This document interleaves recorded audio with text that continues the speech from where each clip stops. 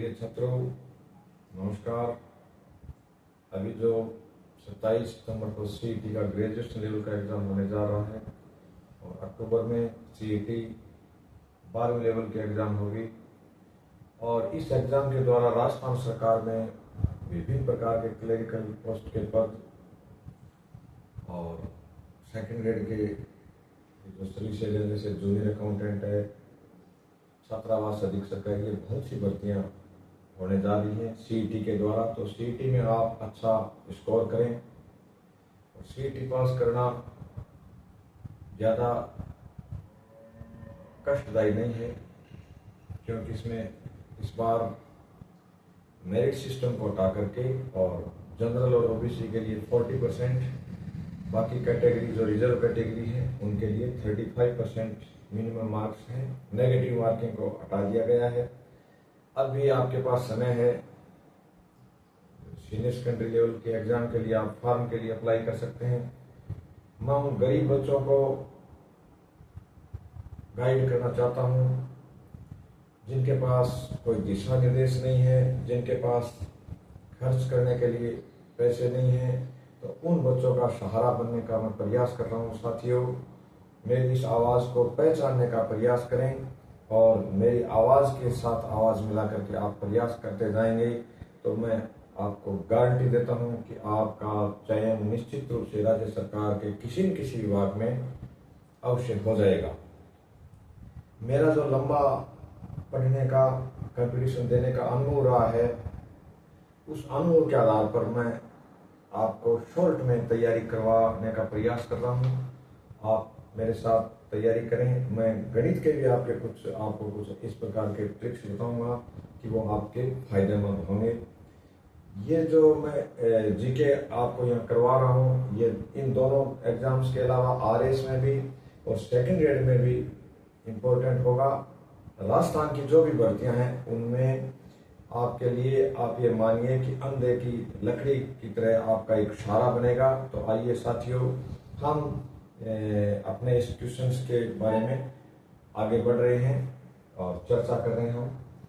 पूर्वैया हवाएं, हमारे इस शेखावाटी अंचल में हम इनको पूर्वई पून कहते हैं मारवाड़ी भाषा में, और दक्षिण राजस्थान में, उत्तर पूर्व राजस्थान में इनको पूर्वैया हवाएं कहते हैं। इनसे राजस्थान का कौन सा भाग लाभान्वित होता है? शेखावाटी अंचल में पूर्वैया हवाएं कम वर्षा करती हैं, जबकि सबसे ज्यादा इससे लाभान्वित होने वाला क्षेत्र है दक्षिण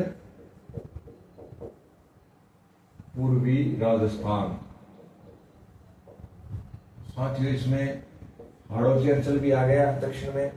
पूर्व में आलवा, ये भरतपुर, धौलपुर और हाड़ौती अंचल पूर्वैया हवाओं से वर्षा प्राप्त करता है। बीच में ये जो सवाई माधोपुर आ गया, धौलपुर, करौली आ गए, वो भी पूर्वैया हवाओं से वर्षा प्राप्त करते हैं। पूर्वैया हवाएं यानी पूर्व दिशा से बंगाल की खाड़ी की ओर से जो आने वाली हवाएं हैं उनको हम कौन सी हवाएं कहते हैं? पूर्वैया हवाएं।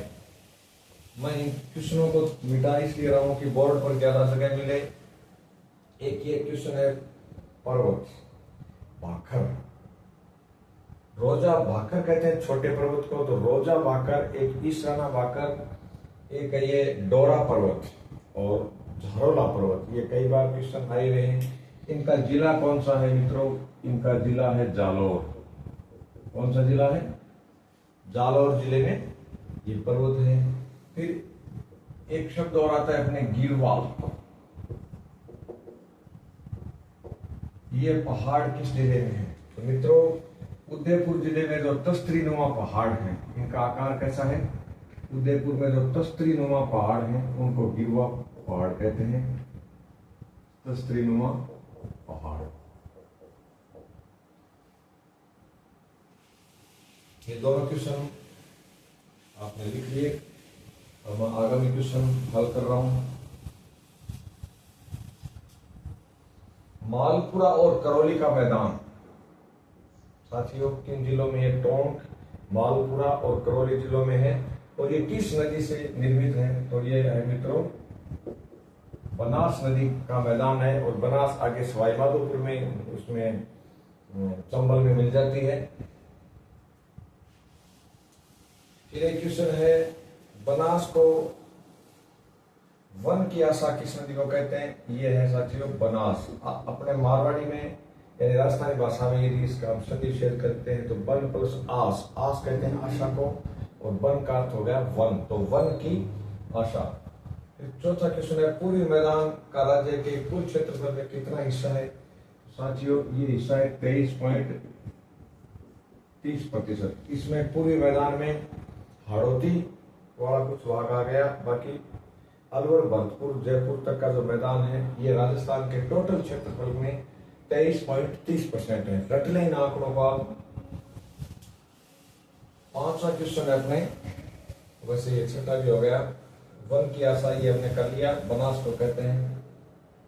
छठा क्वेश्चन है, दक्षिण पूर्वी पठार जिसको हाड़ौती का पठार कहते हैं, ये राजस्थान के 9.63 भूभाग पर है, यानी 9.60% भूभाग को हाड़ौती का पठार जो है वो ढके रहता है। हाड़ौती में कौन से जिले हैं? कोटा, बारां, बूंदी, ये झालावाड़, ये जिले हाड़ौती अंचल में आते हैं। कभी यहाँ हाड़ा राजपूत जो चौहानों की एक शाखा हुआ करती थी उनका शासन था, जैसे सुजमल हाड़ा, ये जो हाड़ा थे, हाड़ा वंश के कारण इस अंचल का नाम पड़ गया हाड़ौती। फिर आता है स्टील ग्रेड चुना भंडार, ये किस जिले में पाए जाते हैं? बहुत इंपॉर्टेंट क्वेश्चन है, जैसलमेर में। और साथियों पीला रंग का जो पत्थर है ये भी स्वर्ण कलर का जो पत्थर है, स्वर्ण नगरी इसीलिए कहते हैं इसको, जैसलमेर को, स्वर्ण के रंग का यानी पीले रंग का पत्थर।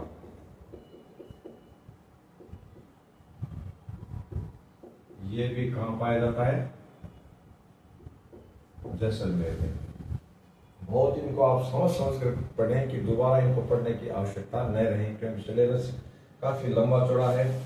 सातवां क्वेश्चन हमने कर लिया, स्टील ग्रेड चूना भंडार वाला। अब आगामी क्वेश्चन हम कर रहे हैं, नाथरा की पोल ये किस खनिज से, क्यों खनिजों वाला अपने चैप्टर है, ये किससे संबंधित है और किस जिले में है? तो साथियों ये उदयपुर जिले में है और लौह उत्पादक क्षेत्र है। किसका? लौह उत्पादक क्षेत्र है।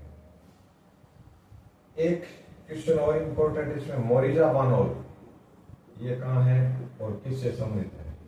ये जयपुर जिले में है। अब जयपुर ग्रामीण में आ गया है। जयपुर में ये भी लौह एस्ट्रिक उत्पादक है।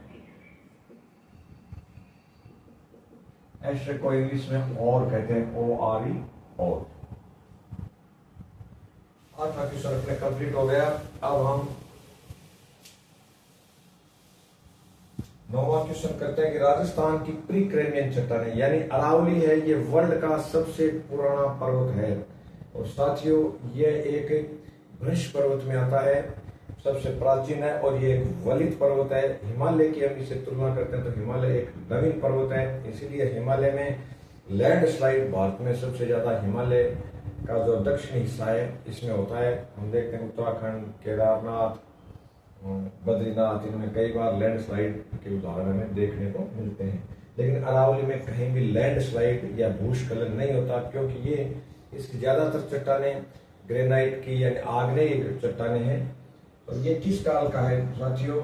अरावली वर्ल्ड का यानी विश्व का सबसे प्राचीन पर्वत है, और इसका जो काल है वो है 4.5 अरब वर्ष पूर्व। कितना है? 4.5 अरब वर्ष पूर्व। यदि लाखों में आए तो हम इस अरब को लाख में कन्वर्ट करके बताएंगे। इसका इन चट्टानों का सबसे पहले वर्गीकरण, वैज्ञानिक वर्गीकरण किसने किया था अरावली की चट्टानों का? तो ये नाम है साथियों AM हेरोन। याद रखें।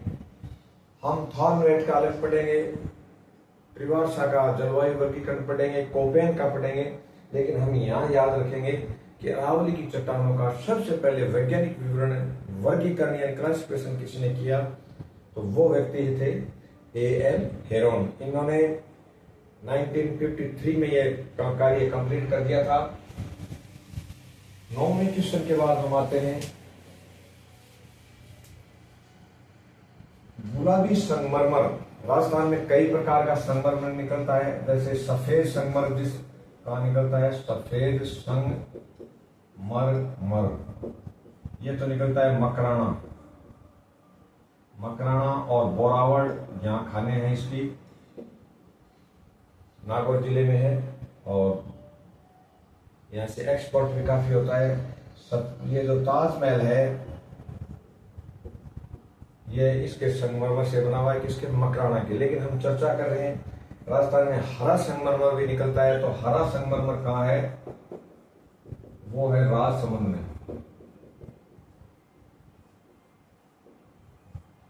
और ये जो पिंक कलर का संगमरमर है, यानी गुलाबी रंग का संगमरमर है, ये बाबरमाल की खानों से कई बार क्वेश्चन आ चुका है। बाबरमाल की खाने हैं उदयपुर जिले में, तो हमने संगमरमर की लगभग 3-4 क्वालिटियों के बारे में यहाँ चर्चा कर लिए। बाकी इनकी जो छोटी छोटी खाने हैं उनका भी अलग से पढ़ेंगे। एक साथियों क्वेश्चन आता है, रॉक फॉस्फेट की प्रथम खान राजस्थान में सबसे पहले रॉक फॉस्फेट किस जिले में और किस खान में निकला था, तो ये खान है बिरमानिया और इसका जिला है जैसलमेर।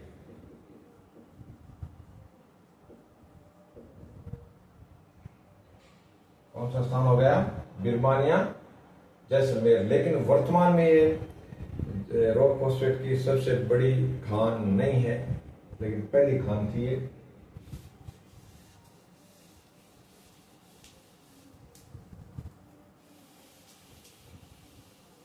आगामी क्वेश्चन हम करते हैं, 13वां क्वेश्चन है मालानी की चट्टानें कहाँ है साथियों, ये बाड़मेर और जालोर का जो सिवाना और जालोर का जो भाग है वहां मालानी एक क्षेत्र भी है, उस क्षेत्र में ये चट्टानें पाई जाती हैं। इनमें विशेष तौर से ग्रेनाइट और रायोलाइट समूह की चट्टानें हैं। इनका जिला हो गया बाड़मेर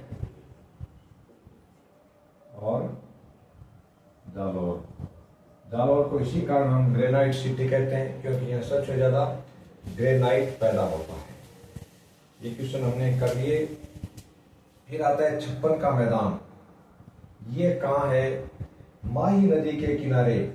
माही नदी वो ही नदी है जो कर्क रेखा को 2 बार काटती है। ये पहले राजस्थान में प्रवेश करती है और फिर वापस मुड़ करके गुजरात में चली जाती है। माही के किनारे 56 ग्रामों का समूह है जो मैदान में है। 56 ग्रामों का समूह है, मैदानी समूह है, एक मैदान में है ये, इसलिए इसको हम 56 का मैदान कहते हैं। और 56 की पहाड़ियां ये कहाँ है, ये बाड़मेर में। दोनों अलग अलग चीजें हैं। 56 का मैदान माई के किनारे है और 56 की पहाड़ियां ये है अपने किस जिले में, बाड़मेर में। एक क्वेश्चन आता है साथियों, मावट।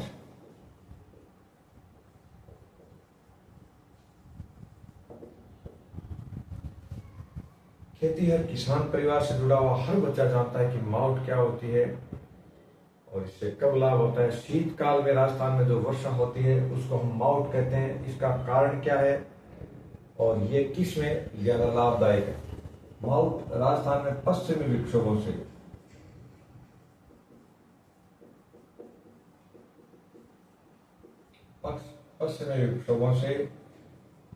शीतकालीन वर्षा, और ये पश्चिमी विक्षोभ कहाँ पैदा होते हैं, ये भूमध्य सागर में। कहाँ पैदा होते हैं, भूमध्य सागर में। कभी कभी ये पश्चिमी विक्षोभ पैदा हो जाते हैं जिनसे ये भारत की ओर बढ़ जाते हैं और उत्तर भारत के कई स्थानों पर वर्षा करते हैं, जिनमें राजस्थान में रबी की फसल जैसे गेहूं, जौ, चना, सरसों, इनमें ये बहुत लाभदायक है। मावट हो जाती है तो आप ये मानिए कि आसमान से मोतियों की वर्षा भगवान करने लग जाते हैं। हम अब आगामी क्वेश्चन पढ़ते हैं राजस्थान में बाढ़ के बारे में। यानी राजस्थान की जो फेमस बाढ़ है वो कब कब आई थी और कहां कहां आई थी। बाढ़ जिसको हम फ्लड कहते हैं, ये 1980 में आई थी। आज भी वहां उस जहां से ये बाढ़ गुजरी थी उसको अमानी साय का नाला के नाम से जाना जाता है। जयपुर में हम प्रवेश करते हैं बनी पार्क के आसपास, बनी पार्क के थोड़ा पीछे से अम्बावाड़ी और अब बनी पार्क दोनों के बीच से ये नाला निकला हुआ है, पूरे जयपुर को पार कर गया। आज भी ये बहुत बड़े गड्ढे का रूप ले चुका है। ये 1980 में जयपुर में आई थी। कब आई थी? 1980 में जयपुर में। और वर्ष 2000 में लूणकरणसर में। कहाँ आई थी? लूणकरणसर में, तो बीकानेर जिले का एक तहसील मुख्यालय है। और 2006 में कहाँ आई थी? मलबा और कवास गांव में। मलबा और कवास ये दोनों गांव लगभग खत्म हो गए और इनका जिला था बाड़मेर। साथियों, ये 2006 की। अब हम थोड़ी इसकी चर्चा करते हैं। आगामी क्वेश्चन जो लेते हैं वो है गुलाबी सर्दी। क्या लेते हैं? गुलाबी सर्दी कब शुरू होती है? यानी थोड़ी थोड़ी ठंड है, तो ये शुरू होती है दीपावली के बाद। आगामी वीडियो में हम कोपेन का जलवायु वर्गीकरण पढ़ेंगे और कुछ और चीजें पढ़ेंगे। थोड़ा सा मैं एक दो चीजें गणित की आपको बता रहा हूँ कि जैसे किसी भी संख्या, मान लीजिए 121 है, इसकी घात 0 है, तो इसका मान क्या होगा? 1। यानी किसी भी अंक के ऊपर घात यानी स्क्वायर, उसके ऊपर मान लीजिए 1405 आपके पास संख्या है, उसके ऊपर घात 0 है, तो उसका मान क्या होगा? 1। यानी किसी भी अंक को संख्या कितनी बड़ी हो, उसके ऊपर यदि 0 घात है, घातांक 0 है, तो हम उसका उत्तर क्या लिखेंगे? 1 लिखेंगे। धन्यवाद साथियों। अगले वीडियो में हम जलवायु, राजस्थान की जलवायु जिसका व्लादिमीर कोपेन ने वर्गीकरण किया, थॉर्नवेट ने किया और ट्रिवार्सा ने किया, ये वर्गीकरण पढ़ेंगे। साथ ही कुछ करंट के क्वेश्चन पढ़ेंगे और कुछ गणित और विज्ञान के क्वेश्चन भी हम पढ़ेंगे। मैं आपको पुनः विश्वास दिलाता हूं कि आप मेरे वाले जो क्वेश्चन हैं इनको बहुत अच्छे तरीके से पढ़ो। आपको कम पढ़ना पड़ेगा और ये आपको रिजल्ट में बदल के दिखा देंगे। धन्यवाद।